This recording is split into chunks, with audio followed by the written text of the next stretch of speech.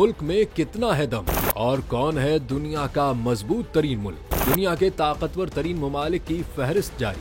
मुल्क की क़यादत, मुआशी सियासी असर और रसूख, ताकतवर फौज और आलमी इत्तेहादों के साथ मजबूत वाबस्तगी की बुनियाद पर मुरतब की गई है। दुनिया के ताकतवर तरीन मुल्क की फहरिस्त अमरीकी नशरियाती इदारे ने जारी कर दी है, जिसमें अमरीका 27.97 ट्रिलियन डॉलर GDP के साथ पहले नंबर पर, चीन दूसरे, रूस तीसरे, जर्मनी चौथे और बरतानिया 5वें नंबर पर है। इस लिस्ट में जनूबी कोरिया 6, फ्रांस 7, जापान 8, सऊदी अरब 9 जबकि मुत्तहिदा अरब इमारात 10वें नंबर पर विराजमान है। फहरिस्त के मुताबिक इसराइल को दुनिया का 11वां, भारत को 12वां, कनाडा 13वां, यूक्रेन 14वां और तुर्की 15, इटली 16, ऑस्ट्रेलिया 17, ईरान 18, ब्राजील 19 और स्पेन को 20वां ताकतवर तरीन मुल्क करार दिया गया है।